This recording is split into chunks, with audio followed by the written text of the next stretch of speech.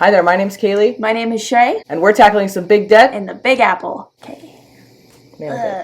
Hello and happy Tuesday. Happy Tuesday. We said we'd get a Tuesday out, and by God are we doing it. Yes, we are. We are sticking to the schedule, Yes. Which is not easy for us. We are here today to discuss effective, I would say is probably a relative term. For some people, Yeah. the only effective way to use credit cards would be to not, Yes. which is fair. Mhm. Because personal finance is what? Personal. For us, we are credit card users, Mhm. credit card people. And the way we use them could not possibly be more different. The two of us use credit cards in very different ways, and I thought it might be fun to just discuss that and why, and a little bit of how it works in YNAB and all that stuff. Yeah. So, welcome. I like to think that even if you're not a credit card person and you don't ever want to use it, I think knowing how they work in YNAB, if you use YNAB, is still good. Yeah. Personally. Mhm. But that's because I'm a nerd. Why use credit cards at all? The reason why I use credit cards, my income is a little bit lower, I would say, than I would ideally want it to be. Like, I needed to have good credit in order to facilitate my being a renter in the first place. Mm-hmm. Since your income was low, you needed to have something in the green box. Yeah. And so a good credit score is for especially, I don't know if it's this heavy in other cities that are not New York City, Mhm. but they have very specific income limits, very specific credit limits. Yeah. And they usually want you to hit both. Yeah. So my use of credit cards was necessitated by, just a need to be living in the city. It's like the only city where I can pursue the profession that I'm going to go ahead and be pursuing. Yeah. So. And I was lucky when I moved here that the credit didn't matter as much for me personally because I had a guarantor, which is someone who signs, it's kind of like co-signing on the apartment and saying, this person will not default on their rent payment, and if they do, I will cover it. And so my dad was able to sign that, and because he had an income limit at that time. But my dad in the last 2 years was laid off, lost his job. So if I hadn't gotten my credit in a good place when I signed on to this apartment, Mm-hmm. I may not have been approved if I hadn't had good credit. Yeah. So So that's definitely one reason is keeping your credit score high. Yeah. Is very possible and easy if you utilize credit cards the right way. If you utilize credit cards and just spend a lot on them and then carry a balance, that's not going to do it. For me, when I was very broke, when I wasn't making a lot of money, Mm-hmm. I was living in New York City. My entire family lived in California. So I started listening to the Choose FI podcast, and I was really motivated to get my financial life in order, but my income was what it was at the time, and I wanted to be able to go see my family more. And they started talking a lot about credit card rewards, which is not something I had ever... For me, credit cards had always meant to pay a bill because I didn't have the money right now, but I was going to have it later. Yeah. And so I just didn't have them because I couldn't be trusted. I carried credit card debt for a while when I first moved out here. I was overspending on them like crazy. The credit cards were bad in my mind. And then I paid it all off, and I just closed the cards. I just didn't use them because I didn't feel like they didn't feel like they were good for me. But then I started listening to the Choose FI podcast. They talked about credit card rewards, and I realized that if used correctly and paid off in full every month, credit cards could be the way that I was able to see my family more often, and that was really important to me because it was like 2 or 3 years where I just wasn't able to go home unless someone paid for me to go home, which is not the ideal scenario when you're in your 20s with a degree and a job. Like, it doesn't feel good to have to ask your dad to pay for your flights so you can go see your parents. It's not fun. So I saw that as an opening for me, and I needed to really change the way that I used them. So it wasn't really until I started using YNAB that I was able to use credit cards super effectively, because the way that YNAB handles credit cards is super intuitive and very much with the encouragement and the expectation that you will be paying them off in full every month. Mm-hmm. Like YNAB uses a credit card like a debit card. Yeah. So I'll just show you on the budget. It's easy. For us, we use credit cards for our daily spending. Mm-hmm. We have a credit card, we have a joint account, and this City Advantage card right here, we just use as our daily spender, just like our regular debit card, but we just don't ever use the debit card for hardly anything. Mm-hmm. And the great thing about YNAB is that, let's say, like this Hulu account, every single month I know $7.99 is going to come out of our account to pay for the Hulu. That's going to happen either way. Mm-hmm. But that $7.99 YNAB takes, and depending on how you pay for it, so if I was using my debit card, Hulu would be paid, we'd be done. Instead, what YNAB does is I pay it, it's on a recurring payment every month with this City Advantage card. So it takes that $7.99, moves it right down here to this line right here, and it just sits and waits until it's time to pay for the credit card. Every month, instead of it coming directly out of my checking account, and that being the end of it, it goes on the credit card. I earn points and miles on it, and then it gets paid anyway, because I have every single credit card in here is set to pay the monthly statement balance in full every single month. Because I know, since I'm using YNAB to pay for all these things, and I cover all my overspending, this amount of money, you can see it all matches up. You can see that I owe $374.77 on this City Advantage card. That's how much is there, ready to go. $660.80 on JetBlue, $660.80 right there. It just automatically covers it when you use your categories and your spend in that way. So for me, I was able to start using credit cards in a way that really made sense to me because I was using them as debit cards. Yeah, it really is a game changer when you're using YNAB for that program, because I think the magical thing about it is that it tells you the exact amount of money that is spoken for when the bill comes out, as opposed to when it's time to pay off your credit card balance. Yeah, so you're not just hoping and trying to keep track of, oh, I owe this much on my credit card and I have this much in my checking account, and those aren't, everything is linked. It's all together. Yeah. So YNAB says you spent this money from groceries already. It is gone. The money's still sitting in your budget. It's just sitting to pay off the credit card. So you're not double spending, which is what I would do a lot. Yeah. Because I would be swipe, and at the end of the month it'd be like, oh, your credit card's due, and I'm like, that money is gone. Yeah. That money is gone. So YNAB just goes, yeah, that money is gone, and it's to pay your credit card. So it's really changed that for me and really unlocked a lot of great stuff. Yeah. And helped our credit score quite a bit. Yes. And that was the method that you were already using when I met you. Yeah, that's what I was already doing. I was already doing all my daily spending on a credit card and paying it off in full every single month. It's not always how I used them, but that's how I was using them when I met you 2 years ago. Yes. So, our credit scores. You may ask, in the thumbnail, you're holding up many cards. Our credit score, well, we have different credit scores because we're two different people. Yes. That's how that works. My credit score, when I was deep in credit card debt, not paying my student loans, it got down to about 600. I think it was at 580 at one point. And today, my credit score is 753. Yeah. Which is, it even says good. It says it right on the credit report. Good. Yes. All by myself.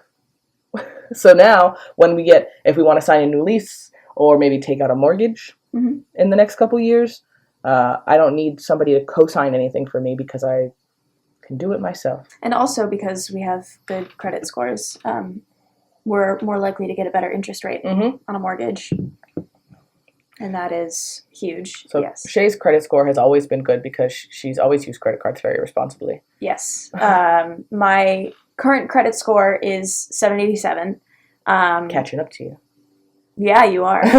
Yeah. And the way that I use credit cards is very, very different from the way that Kayla uses credit cards because I wasn't, using a budgeting software. It's like a weird thing that I was kind of always raised to believe that anything credit cards reward related was just a scam and it wouldn't actually amount to anything, which now I've learned is not necessarily the case. You just have to be smart about it. When I was 18 and starting to venture into handling my own finances, that was the mindset that I went in with.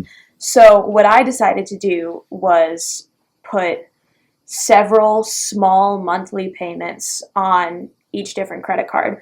So, and that's still happening in the background. It's still happening in the background. So I have Spotify on one credit card. I have my New York Times subscription on another credit card. And I have my Patreon payment on another credit card. And that in total is probably like $30 a month. It's really small payments because they rotate just automatically in the background. I'm able to know that there's always going to be money in my account to pay off that $20 a month in credit card bills. And then my usage stays very low while I'm building up a substantial credit history. And that was the big thing that I was focusing on in terms of getting my credit score up, was keeping my usage as low as possible while maintaining a credit history that was as long as possible. Yeah.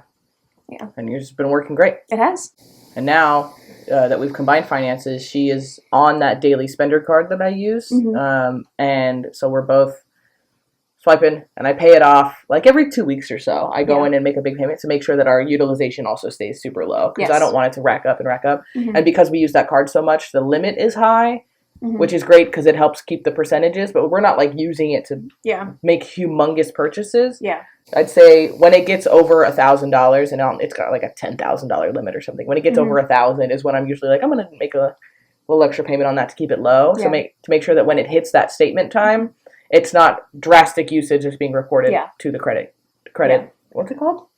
Credit bureau. Credit bureau. Thank you. You're welcome. Um, Another important thing to remember, though, is that while I am an authorized user on your account, the purchases that I make on that card do not count toward my credit score. right. That's why we keep her credit cards running in the background. Yeah. And maintaining that. Yeah. But what it does count towards are the benefits Mhm. of credit card rewards. Yes. Um, That's all you. The benefits of credit card rewards for us, like I said, is mostly travel. Yeah. I have had some cashback cards. I still have a cashback card or two. Like we have the Amazon cashback, and we have Mhm. like for my fun money, I use like a little cashback card. But whenever I'm talking about credit cards, I keep going like this.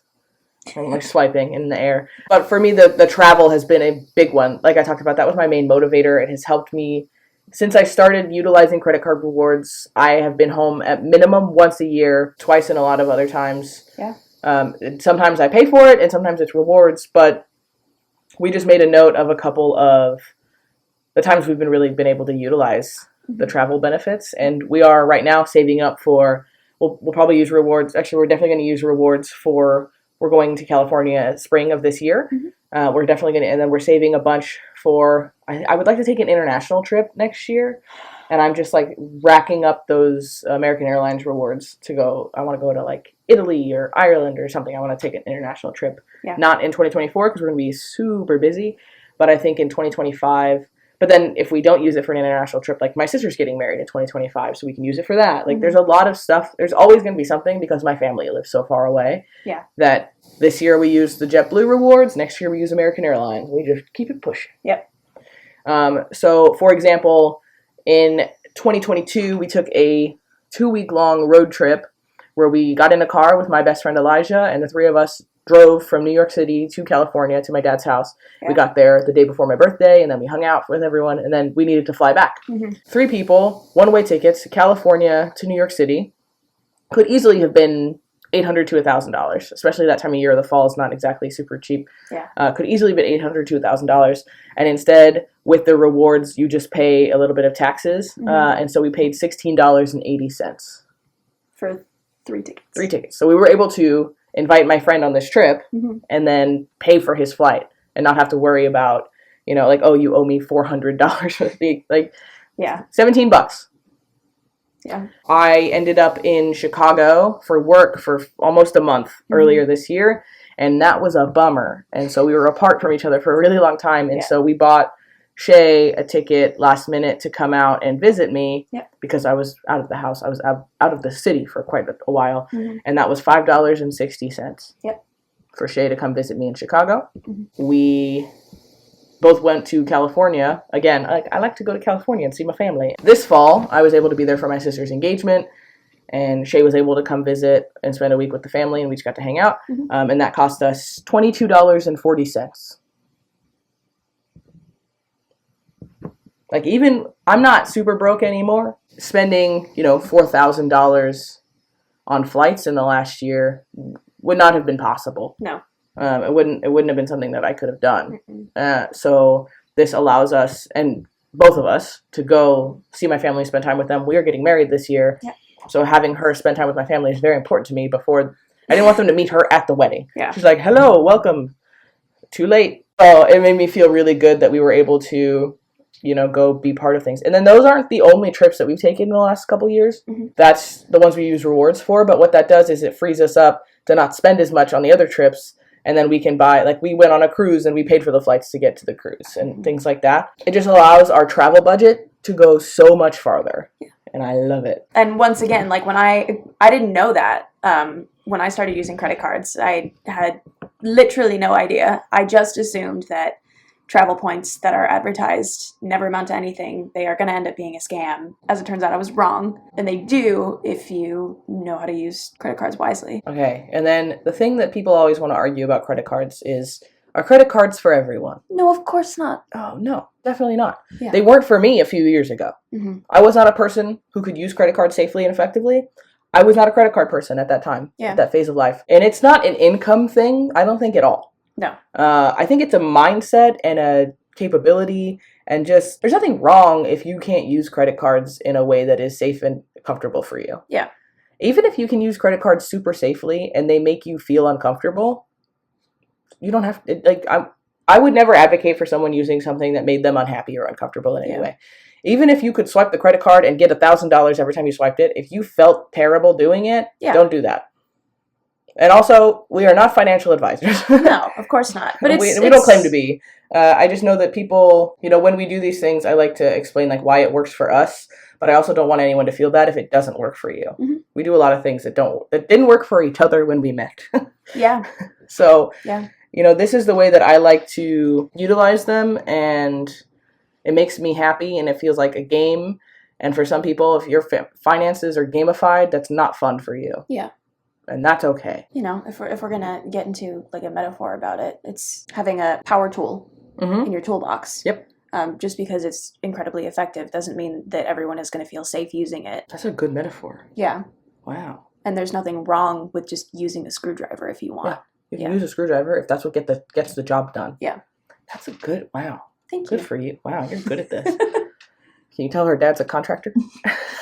But, for people who are looking to get into rewards and are looking to start dabbling in the travel hacking and things like that, I would say, first and foremost, making sure that credit card is paid off in full every month. Yes. If you cannot guarantee that that's going to happen, maybe now is not the time. Mm-hmm. Because it gets out of hand really fast. If I didn't start with credit cards with the intent of racking up a bunch of debt, but I still found myself, using them when I needed money and not when I was trying to use the rewards and stuff. I wasn't in a good place when I first started because I wasn't ready for it yet. I just wasn't responsible enough to do it yet. Yeah. And I didn't have that frank and honest conversation with myself. Mm-hmm. And I needed to. Yeah. And it took a long time and a lot of interest. And you do it once, and then your money comes in, and then you have to use that money to then pay off the old balance. Yeah, and it becomes such a cycle, and it's so easy to get stuck in it. Yeah. So that's why you have to approach, like, this is not,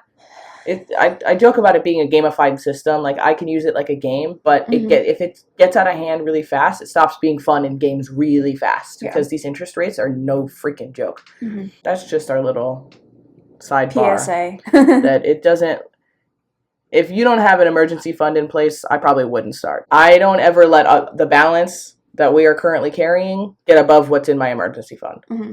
Because if something happens to me all of a sudden and I'm just like, no more income ever again. Yeah.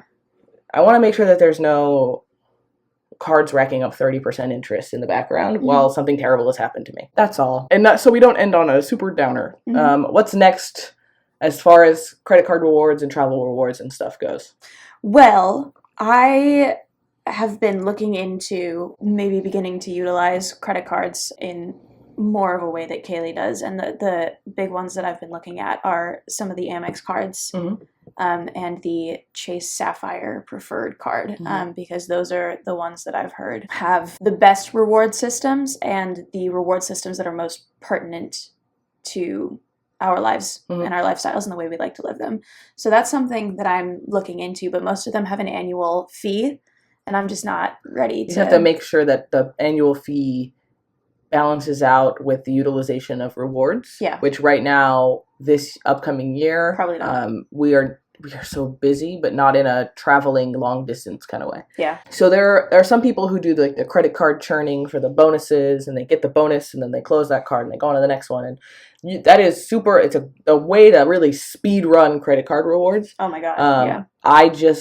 I am not in a place where that focus is there and where the travel is there to support that effort. Yeah. With the year or two, honestly, that we have upcoming with like our wedding, my sister's getting married, all these things, there's a lot going on. Yeah. So I don't see us going anywhere but back and forth to California for the most part, or like near around the city. Yeah, I think we're entering our weddings era, and that's for sure. So that's gonna take up a lot of the time off and a lot of the spending. So I kind of see this being kind of maintenance right now. We're gonna keep using what we have. I'm not gonna enter the churning and the bonuses and chasing those bonuses and things era just yet.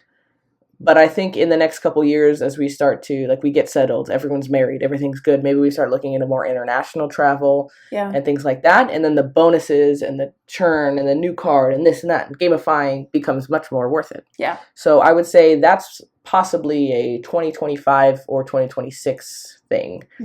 But for 2024, I'm super happy with where we're at. Yeah. I'm super happy with the earn that we're getting and the return on the rewards. And I feel really good about it. Yeah. Yeah. So probably going to keep doing what we're doing. Yeah. For now. And we're having a good time. And it's like slightly fun and mostly requires no effort besides remembering to use the JetBlue card when we buy groceries. Yeah, that's it. That's the highest level of effort we're putting in right now, and I'm very happy with that because we're putting effort in a lot of other places. Yes. That's how we use credit cards with YNAB. Yeah. If you have any other questions or things that we missed, just drop them in the comments below. We'll keep you updated. Yes. And every time we use rewards, I talk about it on the budget videos because it still makes me very excited because I feel like I'm getting free money. Yeah. Well, we are. We are. We are getting free money. Hee hee. So that's all from us. Thanks very much for watching. We'll see you on Friday.